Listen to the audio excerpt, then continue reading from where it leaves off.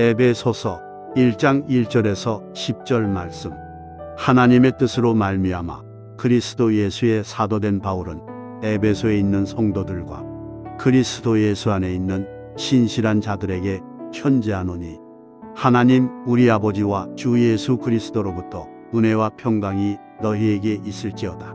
찬송하리로다. 하나님 곧 우리 주 예수 그리스도의 아버지께서 그리스도 안에서 하늘에 속한 모든 신령한 복을 우리에게 주시되, 곧 창세전에 그리스도 안에서 우리를 택하사 우리로 사랑 안에서 그 앞에 거룩하고 흠이 없게 하시려고 그 기쁘신 뜻대로 우리를 예정하사 예수 그리스도로 말미암아 자기의 아들들이 되게 하셨으니, 이는 그가 사랑하시는 자 안에서 우리에게 거저 주시는 바 그의 은혜의 영광을 찬송하게 하려는 것이다. 우리는 그리스도 안에서 그의 은혜의 풍성함을 따라 그의 피로 말미암아 속량 곧 죄 사함을 받았느니라. 이는 그가 모든 지혜와 총명을 우리에게 넘치게 하사 그 뜻의 비밀을 우리에게 알리신 것이요 그의 기뻐하심을 따라 그리스도 안에서 때가 찬 경륜을 위하여 예정하신 것이니, 하늘에 있는 것이나 땅에 있는 것이 다 그리스도 안에서 통일되게 하려 하심이라. 아멘. 오늘 본문 중심으로 바울의 감사라는 제목으로 여러분들에게 말씀을 증거하도록 하겠습니다. 바울은 에베소 교회 성도들을 가슴에 품고 기도하기를, 이것만은 저들이 꼭 깨닫고 예수를 믿었으면 하는 바람이 있었습니다. 그 바람은 에베소서 1장 18절 말씀에서 보듯이, 하나님이 왜 나를 부르시어 이 자리에 세우셨는지 그 뜻을 깨닫고 이를 소망 삼고 사는 것이었습니다. 오늘 우리가 할렐루야 성가대 찬양을 들었는데, 찬양대원도 마찬가지예요. 하나님이 왜 나를 이 찬양대 자리에 세우셨는지 그 뜻을 깨닫고 이를 소망 삼고 주어진 사명을 감당하는 것은 매우 중요한 일이라는 것이지요. 그렇다면 이 기도를 드리고 있는 사도 바울은 어땠을까요? 하나님이 왜 나를 부르시어 이 자리에 세우셨는지 그 뜻을 깨닫고 이를 소망 삼고 살았을까? 결론적으로 말씀을 드리자면 알았습니다. 그는 하나님이 왜 나를 부르셨는지를 알았습니다. 그래서 올곧게 부르심의 소망을 바라보며 끝까지 달려갈 수가 있었던 것이지요. 이 소망은 어떤 환난이나 핍박 그리고 고난에도 꺾일 줄 몰랐습니다. 이 말은 어떤 상황 속에서도 그 부르심에 대하여, 하나님이 세워주심에 대하여 언제나 기뻐하고 감사하며 주어진 사명을 감당해냈다는 것입니다. 그래서 첫 번째 바울의 감사를 보면, 하나님께서 나를 사도로 부르신 은혜에 대한 감사가 마지막 순간까지 식어지지 않았음을 알 수 있습니다. 에베소서 1장 1절이지요. 하나님의 뜻으로 말미암아 그리스도 예수의 사도된 바울은, 그랬어요. 사도라고 하는 뜻은 보냄을 받은 자, 그런 뜻 아니겠습니까?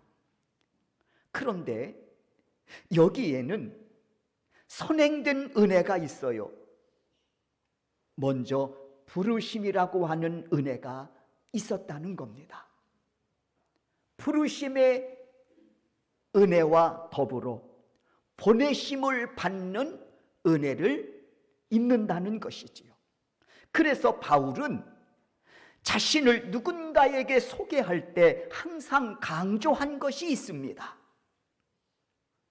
저는요, 바울이라고 하는 사람인데요, 사도로 부르심을 받아 하나님의 복음을 위하여 택정함을 입은 사람입니다 하는 이 사실을 언제나 그렇게 자신을 소개했다는 거예요.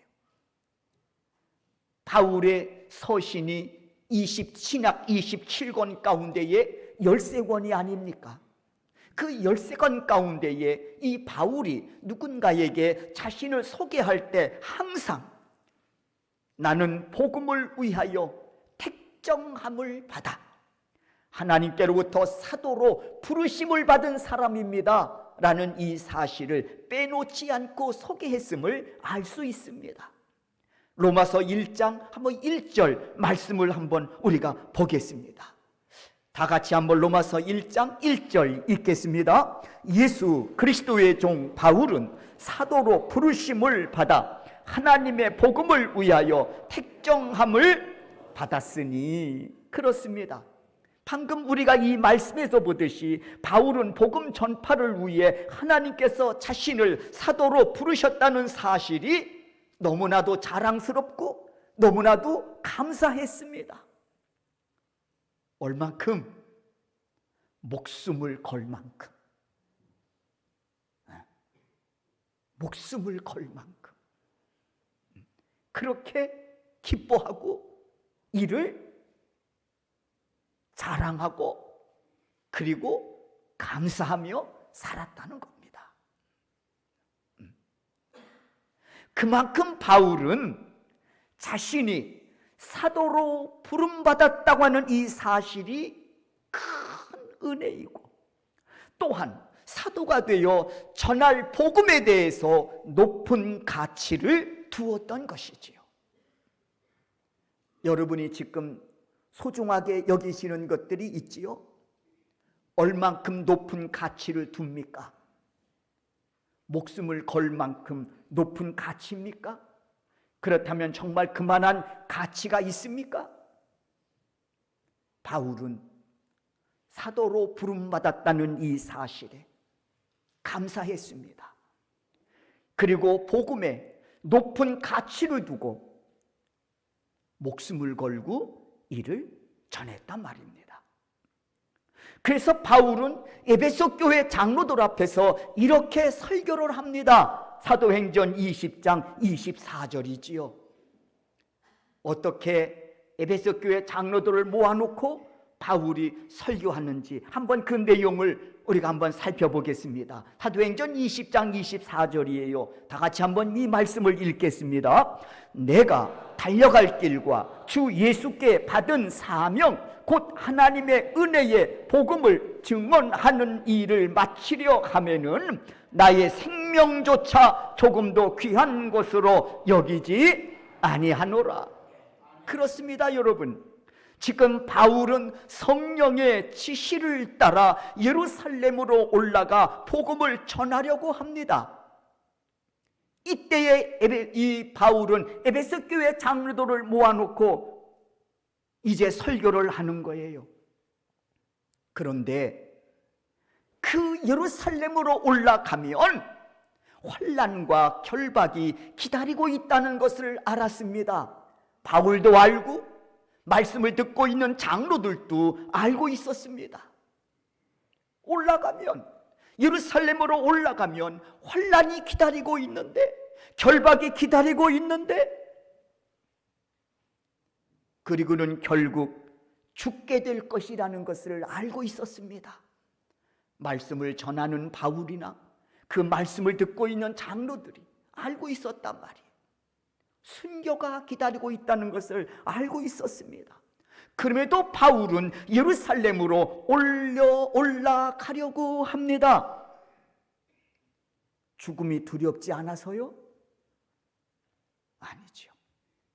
바울인들 왜 죽음이 두렵지 않겠습니까? 그럼에도 예루살렘으로 기꺼이 올라가는 이유는 자신이 전할 복음의 가치를 알고 있었기 때문이었습니다. 목숨을 걸 만큼 말이에요. 그리고 이 복음을 위해 택정함을 입어 사도로 부르심을 받았다고 하는 이 사실이 너무나도 감사해서 말입니다. 때문에 바울은 죽음이 기다리고 있다는 것을 알면서도 예루살렘으로 향합니다. 이에 장로들 역시 바울의 결심을 꺾지 못하고 죽음이 기다리는 예루살렘으로 향하는 바울을 눈물로 배웅합니다. 그러면서 이들은 서로 목을 안고 크게 울었다고 했습니다. 다시는 보지 못할 것을 알았기 때문이었습니다. 그럼에도 예루살렘으로 향하는 바울은 하나님께서 자신을 복음 전할 사도로 택정하시고 불러주시고 사용하여 주신다는 사실이 너무도 감사했습니다. 죽음을 앞에 두고도 말입니다. 너무도 감사한 거예요. 그리고 복음의 가치를 그가 알았기에 목숨을 걸고 올라가는 것이지요. 이 모습이 진정 그리스도인의 모습이라고 믿습니다. 이 모습이. 언젠가 말씀 한번 드렸잖아요. 우리가 매해마다 선교지를 갑니다. 보통 25명에서 위로 조금 올라가기도 하고 조금 내려가면 한 23, 그 정도, 많으면 27, 매해 그렇게 갑니다. 100% 자비량이죠. 한 주간 시간을 또 냅니다. 보통 우리가 주일날 밤에 출발하지 않습니까? 8시 20분 필리핀 항공이나 또 아시아나 항공이나 대한항공으로, 캄보디아 갈 때도 역시 마찬가지. 7시경에 출발을 해서 캄보디아를 가든 필리핀을 가든 4-5시간 비행합니다. 주일날 또 예배드리고 주어진 자리에서 또 주신 사명 감당하고, 그리고 부랴부랴 짐을 꾸려 저녁 비행기로 선교지를 4-5시간 비행해서 갑니다. 도착하면, 현지에 도착하면 보통 11시 되죠. 짐 찾고 뭐 하면 12시가 됩니다. 필리핀 같은 경우는 선교지까지 4시간에서 5시간 버스를 타고 이동해야 됩니다. 새벽에 도착하지요. 만만치 않는 거리이기도 합니다. 피곤하지요. 주일날 하루 종일 교회에서 또 봉사하고 예배드리고 밤비행기 타고, 그리고 또 4-5시간 또 차를 타고 선교지까지 이동한다는 것이, 다행히 캄보디아는 좀 선교지가 가까워서 멀리 가지 않아서 얼마나 그게 참 다행스러운지 모르겠습니다만, 한번 말씀드렸잖아요. 상황이 참 열악하죠. 그래서 버스라도 좀 좋은 버스로 좀 모시고 4-5시간 가야 되니까. 그랬더니 공항에 딱 나와봤더니 뭐라고 했습니까? 23인승 그 학원 버스, 한국에서 쓰다가 폐차하지 않고 그냥 수출한 그 노란 버스 있지 않습니까? 학원 명칭까지 그대로 붙어있는 버스. 예? 그게 딱 기다리고 있는 거예요. 이야, 저거 타고 어떻게 4-5시간 갈 수 있지? 선교단원한테 너무 미안한 거예요. 선교지에 가면 보통 캐리어가 1인당 2개 정도 되지 않습니까? 자기 짐, 그리고 또 하나는 선교지에서 쓸 물품들. 20명이 가면 캐리어가 40개고 25명이 가면 캐리어가 50개입니다. 생각해 보십시오. 23인승 학원 버스에다가 25명 타고 캐리어 40개, 50개 싣고 간다고 생각을 해 보십시오. 4-5시간을. 그것도 그날따라 비가 오더구만요. 창문도 못 열어. 에어컨 제대로 안 나와. 창문도 못 열고 4-5시간 가는 거예요. 그런데 고마운 것은 누구 하나 불평하지 않고 가더라는 거지. 누구 하나. 숙소가 만만치 않습니다. 한 번은 $30로 제가 호텔 별 5개 이러고 30달러로 한 번씩 숙소를 묵게 해드렸더니 목사님 이게 웬일입니까? 이게 웬일입니까? 우리 목사님이 제정신이 아닌가벼 아닌가벼 어떻게 이렇게 좋은 숙소에다가 우리를 이렇게 쉬게 하시냐고. 젠장 뭐가 좋아? 30달러가 100% 자비량. 그 돈 가지면 정말 편하게 좋은 가서 여행할 수 있습니다. 그럼 누구 하나 조금 대접해주면 크게 너무 감사하고 고마워서. 왜 그럴까? 가치 때문에 그런 거 아니에요? 내가 지금 하고 있는 가치. 충분히 내가 4-5시간 더워도 갈 만한 가치가 있다. 내가 자비량으로 일주일 시간을 내고 가서 내가 복음을 전하는 일, 그리스도의 사랑을 전하는 일은 가치가 있다고 생각하기 때문 아니겠습니까? 바울 역시 마찬가지. 예루살렘으로 올라가면 환난과 결박이 기다리고 있다는 걸 너무나도 잘 알고 있습니다. 그리고 마지막에는 자기 목숨까지 내놓아야 한다는 사실도 알고 있습니다. 그럼에도 불구하고 그가 올라갈 때에 감사하고 기쁨으로 올라간다는 겁니다. 어떻게 이 일이 가능할 수 있을까? 2가지입니다. 하나님이 나를 불러 사도로 쓰신다는 사실에 감사한 것이고, 그리고 내가 사도로서 전할 그 복음에 대한 가치를 그가 그만큼 높이 부여하고 있었기 때문이었습니다. 목숨을 걸 만큼 말입니다. 여러분은 그리스도인이라면 뭐에 목숨을 걸 만큼 소중하다고 생각하십니까? 2번째 바울의 감사가 있습니다. 7절을 보니까 예수 그리스도의 보혈의 능력으로 죄사함을 받아 하나님 아들 되게 하신 은혜로 인한 감사입니다. 2번째 감사예요. 예수 그리스도의 보혈의 능력으로 죄사함 받았다고 하는 것에 대한 감사. 이로 인해서 나로 하여금 하나님의 아들 되게 하시고 상속자로 세워서 영생의 소망을 끌어안고 오늘을 살게 하신 것에 대한 감사. 그게 7절입니다. 2번째 우리가 이 말씀을 읽겠습니다. 7절입니다. 읽겠습니다. 우리는 그리스도 안에서 그의 은혜의 풍성함을 따라 그의 피로 말미암아 속량 곧 죄사함을 받았느니라 그랬어요. 7절 말씀 속에는 하나님이 예배에 놓으신 풍성한 은혜들이 가득 담겨 있음을 말씀하고 있습니다.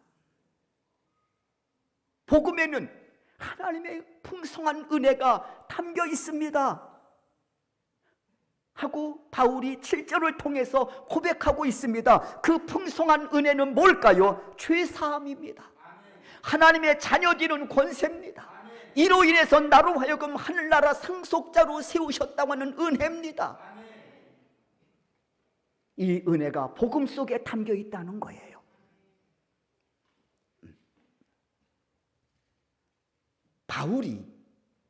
바울이라고 하는 이름을 가지기 전에 사울이라고 하는 이름을 가지고 살았지요.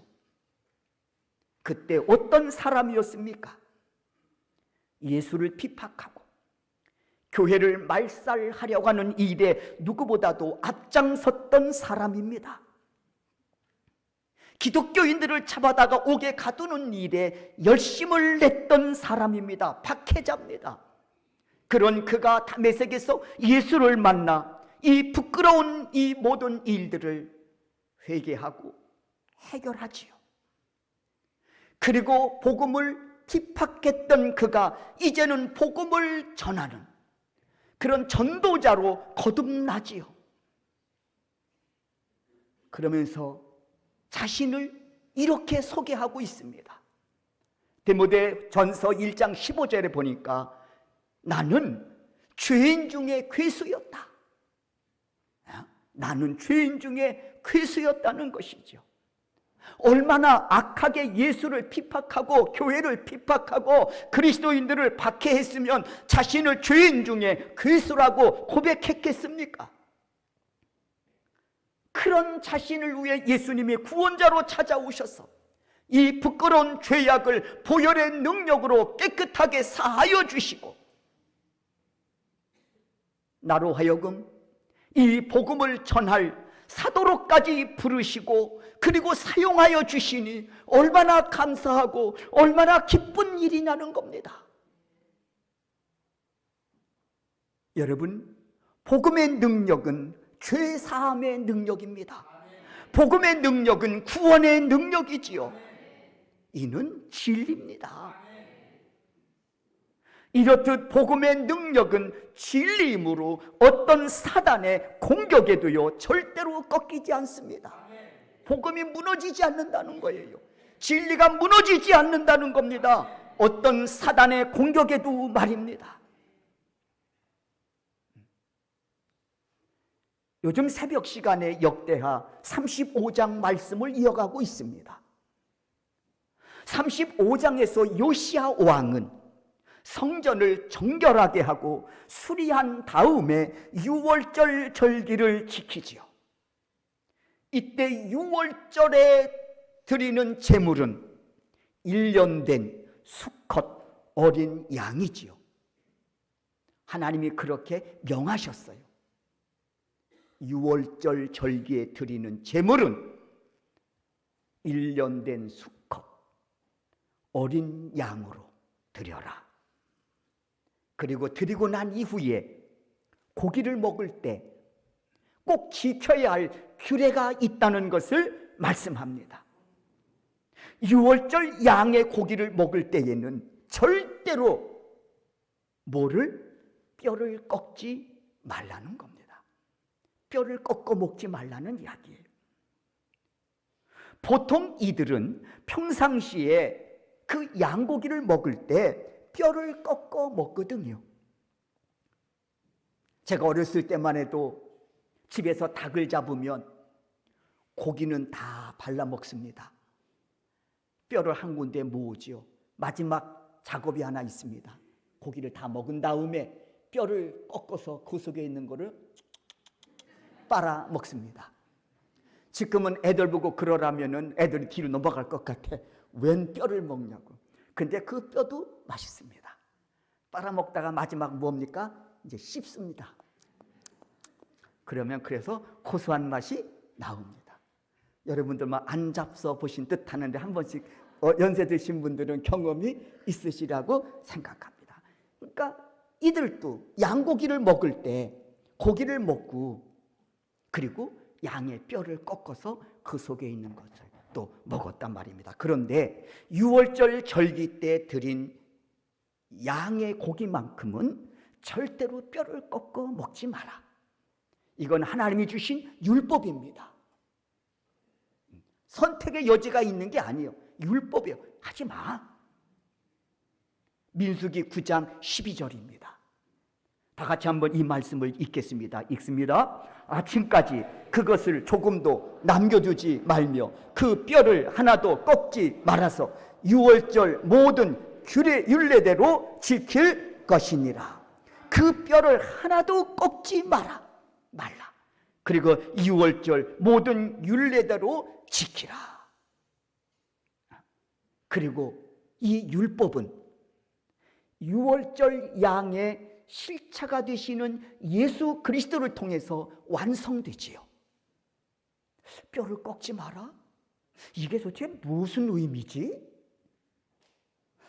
무슨 의미일까? 그런데 그 의미를 예수님께서 풀어주셨단 말이에요. 요한복음 19장 36절입니다. 다 같이 한번 이 말씀 읽겠습니다. 이 일이 일어난 것은 그 뼈가 하나도 꺾이지 아니하리라 한 성경을 응하게 하려 함이라. 여러분, 지금 요한복음 19장 36절의 이 말씀은 예수님이 십자가에 달려 죽으실 그때를 기점으로 찍어 말씀하고 있는 거 아닙니까? 십자가에 달려 죽으신 그때를 말하고 있습니다. 당시 십자가 처형법은 마지막 죄수의 다리를 꺾어 죽음을 확인하는 과정이 있었습니다. 잔인하죠. 마지막 십자가 처형법에 있어 마지막 관문, 죄수의 다리를 꺾어서 죽었는지 안 죽었는지 확인하는 작업이 있단 말이에요. 그래서 한 병사가 그리하려고 십자가에 달리신 예수님께 다가옵니다. 그런데 이미 돌아가셨음을 확인하고 벌써 돌아가셨네? 이상하게 여겼다고 했습니다. 그리고는 뼈를 꺾지 않았다고 했습니다. 이미 돌아가신 것이 확인됐으니까. 왜 예수님이 빨리 돌아가셨을까요? 한 병사가 창으로 예수님의 옆구리를 찌른 거야. 물과 피를 다 흘리신 것이지. 그래서 빨리 돌아가신 거예요. 가만히 보면 십자가에 찔리시는 그 모습도 하나님의 섭리 속에 되어 있다는 것을 깨닫게 됩니다. 그러니까 그 병사는 그 악한 일에 그렇게 쓰임받은 거예요. 와서 보니까 돌아가셨어요. 뼈를 꺾지 않았어요. 이에 대해서 시편 34편 20절에서 이렇게 말씀합니다. 시편 34편 20절이에요. 읽겠습니다. 그의 모든 뼈를 보호하시며 그 중에서 하나도 꺾이지 아니하다. 누가 그 뼈를 보호하신 거예요? 하나님이 보호하신 거예요. 하나도 꺾이지 않도록. 어린 양, 그 6월절에 드리는 제물 어린 양, 그 고기를 먹을 때 절대 뼈 꺾지 마. 율법이죠. 그리고 2000년 후에 그 어린 양의 실체인 예수 그리스도가 십자가 달려 죽으실 때 역시 뼈 하나 꺾이지 아니하심으로 구약의 그 율법을 완성하신 것이죠. 예수께서 그래서 말씀합니다. 나는 율법을 폐하러 온 자가 아니라 완성하러 왔다고. 어떻게 그 뼈가 꺾이지 않았을까? 시편 34편 20절에서 말씀합니다. 하나님이 보호하셨다는 거예요. 꺾이지 않도록. 여러분, 이 사실이 주는 영적인 의미가 뭘까요? 여기엔 영적인 의미가 있을 거 아닙니까? 영적인 의미가 있습니다. 예수님의 뼈가 꺾이지 않았듯이 복음은, 진리는 어떤 사단의 공격에도 꺾이지 않도록 하나님이 보호하시고 책임져 주신다는 사실입니다. 그래서 십자가의 군병들은 복음으로 무장된 사람들이에요. 십자가의 군병들은 진리로 무장된 사람들입니다. 그 복음이 그 진리를 그로 하여금 승리케 하신다는 것이에요.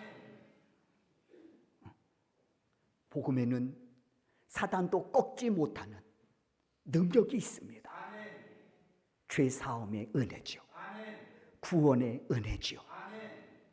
아무리 사단이 복음을 공격하고 진리를 무너뜨리려고 한다 하더라도 복음을 통해서 죄사함의 역사는 지금도 일어나고 있고 복음의 능력을 통해서 지금도 구원의 역사는 계속되어지고 있는 줄로 믿습니다.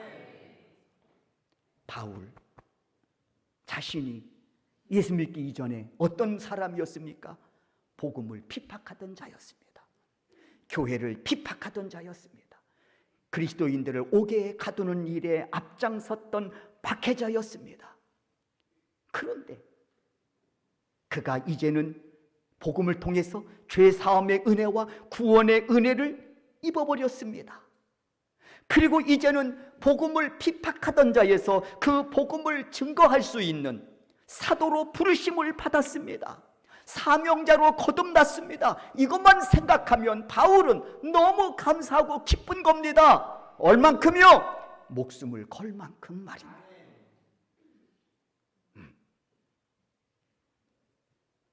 제가 단기 선교팀과 함께 선교 현장에 나갈 때마다 감사하는 것이 있습니다.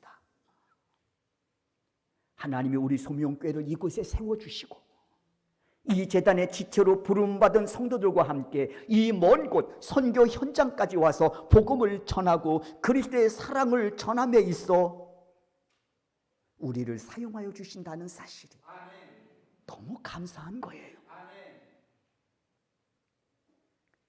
그렇지 않으면 먹다 죽을 인생들 아닙니까? 사명이 없으면 먹다 죽는 인생이에요. 만물의 영장이면 뭐합니까? 먹다 죽는 인생. 안 그렇습니까? 인생이 멋지고 귀하고 아름다운 것은 사명이 있기 때문에 그렇습니다. 사랑하는 성도 여러분, 복음에는 능력이 있습니다. 죄사함과 하나님의 자녀되는 권세를 얻는 능력입니다. 우리 역시 그 복음의 능력으로 죄사함과 하나님의 자녀된 권세로 하나님 나라 상속자로 영생의 소망을 끌어안고 오늘을 살아가고 있지 않습니까? 그리고 복음의 증거자로 살아가고 있지 않습니까? 소망합니다. 이 은혜 잊지 말고 끝까지 이 은혜를 지켜 최후 승리자 되실 수 있기를 주의 이름으로 축원합니다. 세 번째는 모든 만물이 그리스도 안에서 하나 되게 하신 하나님의 은혜에 감사하고 있습니다. 퀄리티가 좀 높은 감사지요. 모든 만물이 예수 그리스도 안에서 하나 되게 하신 하나님의 은혜 감사합니다. 이게 바울의 세 번째 감사합니다. 10절을 보십시오. 다 같이 한번 10절 말씀 읽겠습니다. 하늘에 있는 것이나 땅에 있는 것이 다 그리스도 안에서 통일되게 하려 하심이라.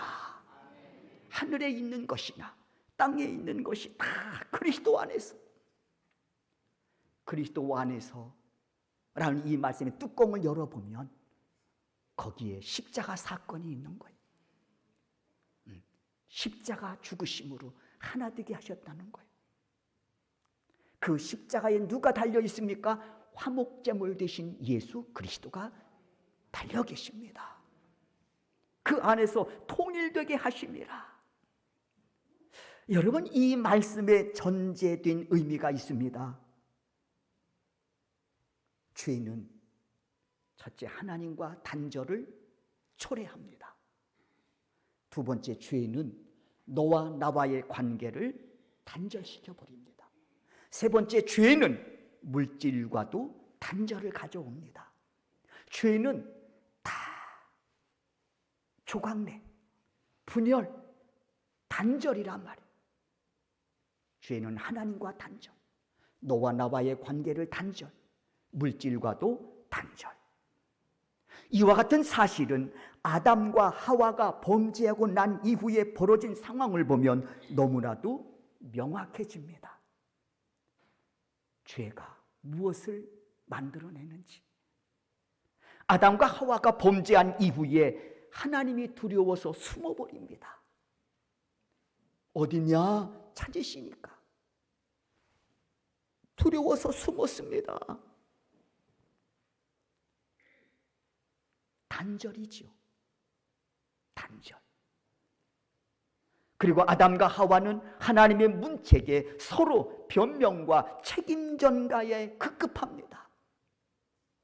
방금 전만 해도 아담이 하와를 보면서 내 뼈 중에 뼈요 살 중에 살이로다 사랑스러웠는데, 죄를 짓고 난 이후에는 서로 변명과 책임 전가로 단절돼 버립니다. 아담은 너 때문에 내가 죄를 지었다고 하고, 하와는 하나님이 만든 그 뱀이 나를 유혹해서 죄를 지었다고 하나님에게까지 책임을 전가하고 원망합니다. 이에 이들이 서 있는 땅도 저주를 받았다고 했습니다. 죄인이 서 있는 땅이, 그 땅도 저주를 받아. 그래서 엉겅퀴를 내어 물질과도 관계가 어긋나게 됩니다. 그렇습니다. 이들이 죄를 지은 후에 모든 관계가 분열되고 산산조각이 나고 말았습니다. 하나님과의 관계가 산산조각. 너와 나와의 관계가 산산조각. 물질의 관계도 산산조각이 나고 말았습니다. 문제는 죄입니다. 이렇게 죄는 관계를 산산조각을 내고 결국 분열시킨단 말이에요. 여러분, 이 모습이 하나님이 창조하신 그 모습입니까? 그리고 하나님이 보시기에 좋았더라 말씀하신 겁니까? 아니잖아요. 이 모습은 죄가 망가뜨린 처참한 모습입니다. 이에 하나님 그 죄를 해결하시려고 독생자 예수 그리스도를 이 땅에 화목제물로 보내주신 거 아니겠습니까? 이 화목제물로 오신 예수님, 우리의 죄를 해결해 주시려고 화목제물 되어 십자가에 달려 죽으셨습니다. 이에 예수님은 우리가 하나님과의 관계를 회복할 수 있는 길을 열어주셨습니다. 그리고 그 길을 걸어갈 수 있는 하나님과의 관계 회복, 그 길을 걸어갈 수 있도록 우리에게 마스터키를 주셨습니다. 그 키가 뭘까요? 저는 믿음이라고 생각합니다. 믿음. 그리고 두 번째, 예수님은 너와 나와의 관계, 이 단절된 너와 나와의 관계 또한 회복할 수 있는 길도 열어주셨습니다. 그리고 또 하나의 키를 손에 쥐어주셨습니다. 그 키는 뭘까요? 사랑입니다. 그래서 예수께서 말씀하셨지요. 내가 너희를 사랑한 것처럼 너희도 서로 사랑함으로 관계를 회복하라고 말입니다. 그리고 예수님 물질의 회복의 길도 알려주셨습니다. 물질의 노예가 되지 말고 다스리라. 물질의 회복은요, 다스림이에요. 거기에 얽매여 노예가 되는 게 아니라 물질의 회복은 다스림이라고.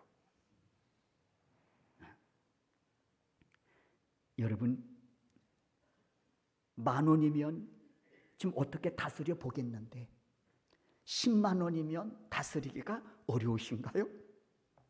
아니면 조금 더 올려서 10만 원 정도면 내가 좀 다스려 보겠는데 100만 원 다스리기가 어렵다고 생각하시나요? 근데 여러분 꼭 아셔야 할 것이 있습니다. 우린 일용할 양식 외에 나머지 것에 대해서는 청직이라는 사실을 알아야 됩니다. 왜 노예가 되는지 아십니까? 내 것이라고 생각하기 때문에 그렇습니다. 청직이라면 그렇지 않습니다. 2달란트를 주셨으면 2달란트로 충성과 헌신하면 되는 것이고 5달란트를 주셨으면 거기에 걸맞게 착하고 충성스러운 종으로서 청직의 직분을 감당하면 되는 겁니다. 절대 내 것이 아니라는 거예요. 저도 조금 있으면 70이 됩니다. 네. 언제 그렇게 되는지 모르겠습니다. 되면 40년 넘게 일구었던 모든 것들을 내려놓고 호련히 떠나야 됩니다. 40년 넘게. 목사는요, 끽해야 교회 왔다 갔다 하고 성도님들 가정 왔다 갔다 하고, 그리고 목사님 어디 맛있는 데 있는데 대접하고 싶어요, 가시죠. 그러면 몇 군데 음식점 다니고 그게 다입니다. 목사가 어딜 가겠습니까? 또 있네요. 선교지 갑니다. 세상 어떻게 놀아야 할지 모릅니다. 40년 넘게 그렇게 살아왔습니다. 내려놓으면 어디 가야 되죠? 뭘 해야 됩니까? 그런데 연습합니다. 계속. 조금 이런 말 써서 마인드 컨트롤. 내려놔야 한다. 내 것이 아니다. 40년이 아니라 400년을 했어도 하나님이 내게 맡겨주신 달란트다. 때가 되면 다시 그분께 돌려드리는 것이 마땅하다. 보통 은퇴를 하면 충격이 크다고 하지 않습니까? 한때 목사님들이 은퇴하시고 1년에 있다가 너무 빨리 돌아가시는 거예요. 그 충격 때문에. 그래서 빨리 돌아가지 마시라고 교육까지 했던 적이 있습니다. 잘 내려놓으시고 충격받지 마시라고 교육까지 했던 적이 있습니다. 어떻게 보면 사회인보다 목사들의 행동 반경은 굉장히 좁습니다. 내려놓으면 그래서 할 게 없고 모든 게 다 낯섭니다.